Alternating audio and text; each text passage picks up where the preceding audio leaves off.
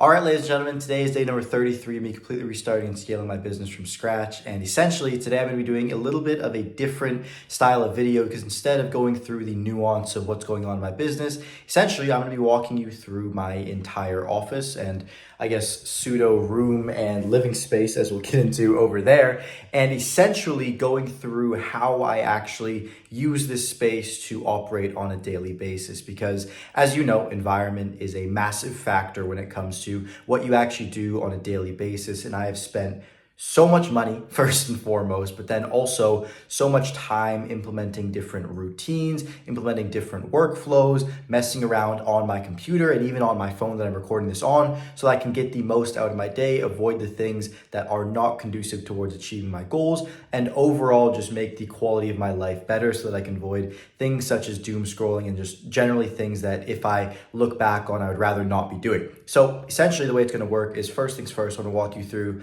the physical of everything. Then I'm going to walk you through the actual devices and what I have set up on that, which is probably where the most leverage and implementable stuff is going to come from. And then finally, I'm also going to go through the actual mental end of it and how I position myself in certain routines and habits I've instilled in my own brain to actually make sure that I can get the most out of my space and everything that I'm doing. So without further ado, let's dive in. So I actually dropped the curtains just for the sake of recording this video, but if you don't know my story, essentially earlier this year, and actually on some of the videos that I still have up on this channel, you can see me recording from a penthouse. And that was actually where I was living earlier this year in Vancouver alongside my business partners, the previous business I ran. And essentially now where I live is a relatively medium-sized home in Florida, and specifically on the east coast of Florida, where I honestly enjoy it. The weather is really nice, and I know we're going through a little bit of cold snap right now, but essentially it is a higher healthy quality of life because I get natural air, I get just overall better and more natural environmental things like seeing the full star at night and the whole array of all that stuff. So essentially that's where I am. But essentially outside of that, I've got my mattress, which as you can see, I have no bed frame. I put my mattress up on the wall like this. The reason why, and I get so many questions as to why I don't just have it like laying on the floor down here, is because, well, first off, I do that when I'm going to go to bed. But during the day, I would prefer if I can have my bed up on the wall so it doesn't actually come off as a room. This is not the room that I work in. It is the office over there that I decide to actually sleep in. So when I am going to go to bed, what I'll do is I will drop it down like this, lay it down, and behind it, I've got the covers and the pillow that I lay on, which I know is going to be changing probably in the next few weeks and months as I get more and more stubborn about things, and I'll probably end up buying a bed frame or getting a separate room to actually go in and whatnot. But for now, this is all I need to just focus purely on the business and just put everything eggs in this basket. So that is the sleeping quarters, and that will fall out onto here. Got the phone charger there, which I got my phone on. Walking you through the things that I have in the corner or the background of my camera. First things first is I've got this plant. His name's Larry. It's, I believe it's some kind of fern, and I'm trying to revive him right now because he began dying. So that's not of massive importance. What is all of these books down here.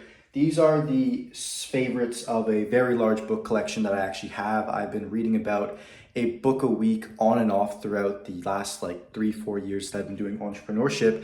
And essentially, of those, my favorite books are this one right here, Reality Transurfing. You've got The Alchemist by Paulo Coelho, As Man Thinketh by James Allen, The Science of Getting Rich, and The Master Key System. Those are my favorite books of all time. If you want to search any of those up, steal them, you are completely free to. So outside of that, I have all the books that I go through and read there, and I'm looking for inspiration. As all entrepreneurs have, there's a whiteboard down there just for whatever sake I need a whiteboard, and behind that I just got the supplies for the whiteboard and whatnot. But now, to the important part of the video is the desk and what I actually have set up here. So I believe in simplicity's sake and optimizing for simplicity, that less is more, so that you can get more focus done. Because the objective of my desk and everything that I have is to get more things done.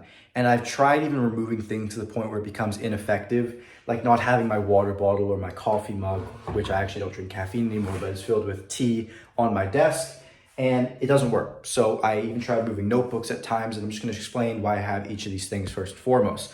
So starting off with the light here, this is just like a $40 backlight on Amazon, and it works pretty simply. You just go behind it just like this and click it on and off, not super complex.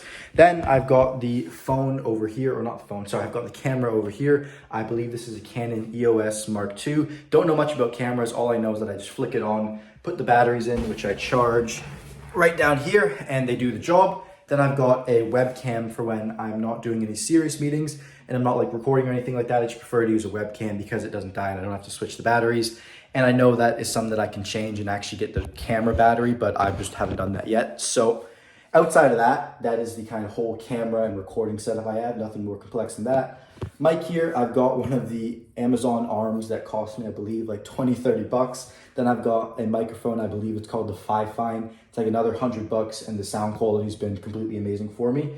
And then outside of that, getting into the desk, I've got a Porsche 911. I actually have a few of these models. I've had these since I was like a 6, 7-year-old kid. So I'm definitely going to want to actually purchase that car in the future. I've driven it before, but I've not to actually got my own yet. Then I've got a very bare bones MacBook. I don't have a new one by any means, just like a 14-inch MacBook Air M1. I believe it's actually like one of the worst MacBooks that exist out.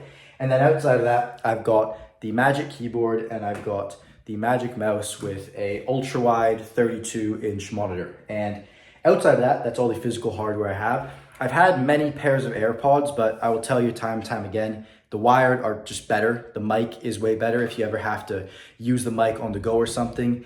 And outside of that, like not having the AirPod like kind of fall out of your ear, all that stuff, just is completely annoying. And then you combine that with like the EMF and all the health stuff, and it's just generally not something that I would enjoy to actually get into. And given all that, I have blinds, of course, but that is the entirety of the physical setup I have, optimized for bare bones minimalism. Now let me show you what I actually do on my computer to make sure that all of this, I guess, conducive simplicity to success actually remains streamlined. So apologies for the black bars in advance, but I'm gonna show you, because I'm on the ultra wide, of course, but I'm gonna show you how I've spent countless hours, and I've spent like a stupid amount of hours figuring out how I can make this computer my operating base of just pure focus. I'm going to show you what the amalgamation of that is today. So first things first, I have something called Bartender installed, which if I start at this top bar here, conceals a lot of the unnecessary things you'd otherwise see. So for example, most bars are not rounded here. I just don't like the space in between. And in addition to that, what they'll also have is they pop out of the battery, the Wi-Fi, Bluetooth, all those things of that nature. And you can just get Bartender installed. It doesn't cost you much money, and you can hide all of that. And if you're anything like me, and you'll probably notice from watching this video, I've got what people would call OCD, or some symptoms of it at least. It is just a lot more peace of mind, and it is way better. So that's the first thing, starting at the bar that I've actually done. And from that point on, going to the background that I just use the default Sonoma background. If you've ever updated your Mac, this is going to be the default one it actually selects to. I like it because it has this white top bar, which a lot of people would actually have to make custom if you wanted to get it otherwise, and I think it just looks super clean, default, and kind of spessatura, like I'm not trying like, even though I definitely am. Now, going into the dock, which is the second most important thing. See a lot of people's docks and they're very messy, and it bothers me because they've got little app indicators. They've got like 20 apps laid out, and I just find it more difficult to focus than it actually needs to be. So clicking into the dock settings, first thing I actually have it as is I have it sized relatively small, just because you don't need to have it as this massive thing that takes up most of your space. Your goal should be to have as much screen as possible. And in doing that, the way that I've done it is you have the option to automatically show and hide the dock. This just becomes an issue like when you open up Chrome, for example, and let's say you want to click something at the bottom of your screen, and then now this opens up, and it's just somewhat annoying to deal with all the time. So I actually have that setting turned off.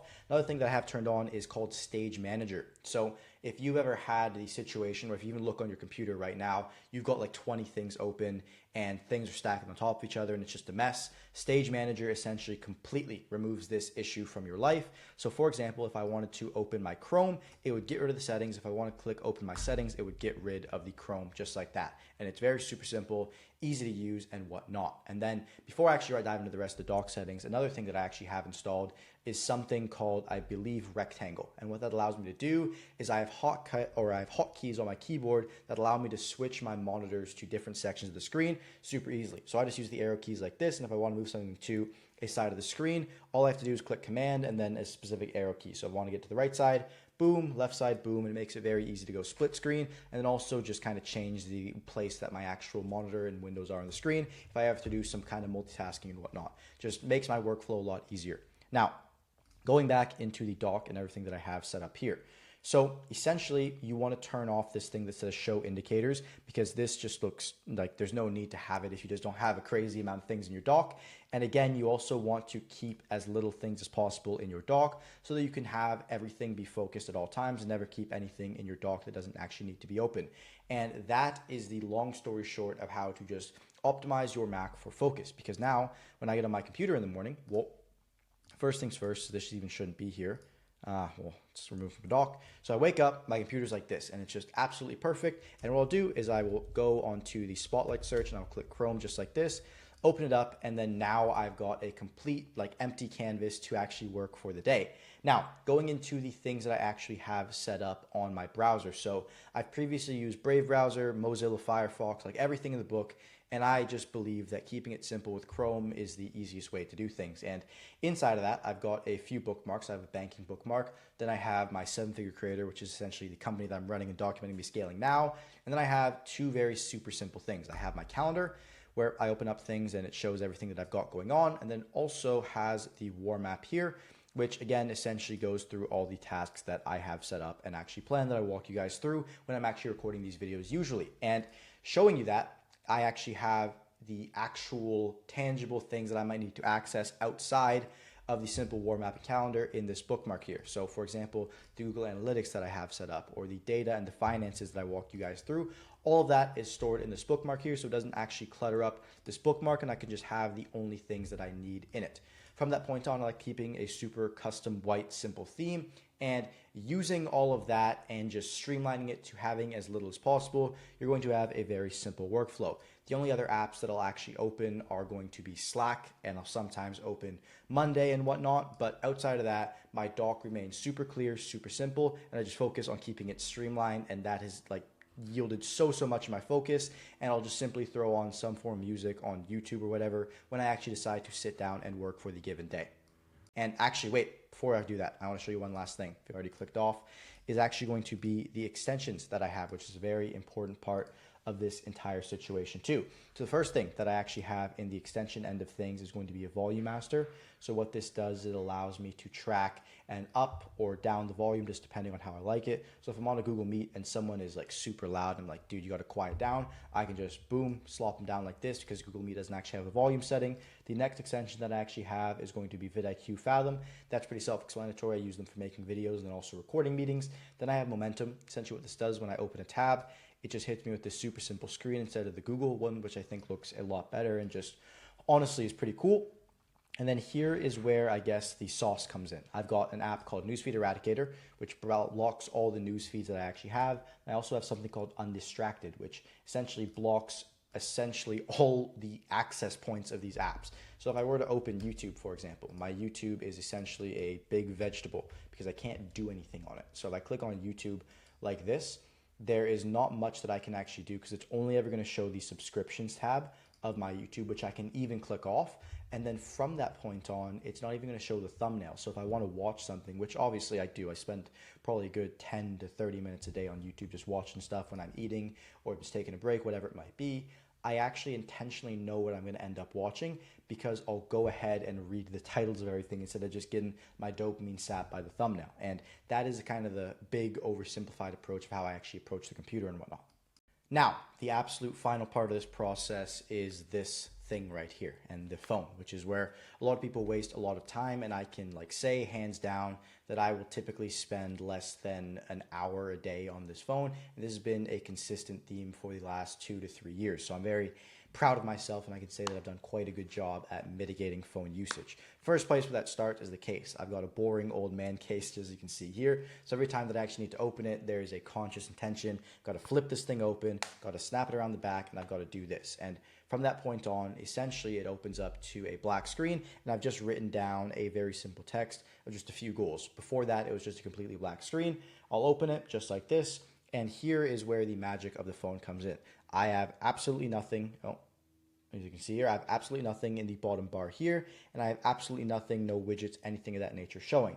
And You might ask yourself, all right, well, the ad library is one swipe away. No, it's not, because what I've done is I've created the maximum amount of windows between myself and the app library to actually go ahead and open things. So if I ever wanted to get to the app library, I'd have to do this. And I'd have to keep switching through just a little one blank screen with the clock app open to get all the way to the app library where you can see all of the dopamine actually come in. And typically when I'm recording my videos, I always will have my phone on mono, like completely black and white, but obviously that changes sometimes when I'm recording videos and whatnot, so actually I have to fix it right there.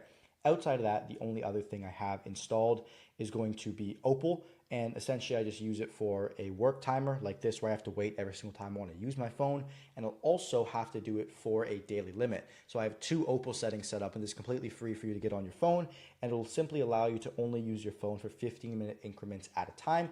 So every time that I actually get on my phone to use an app like WhatsApp, or I use it to get on an app like Slack, Instagram, YouTube, whatever it might be, it's very intentional because I actually have to click this off in order to get on it in the first place.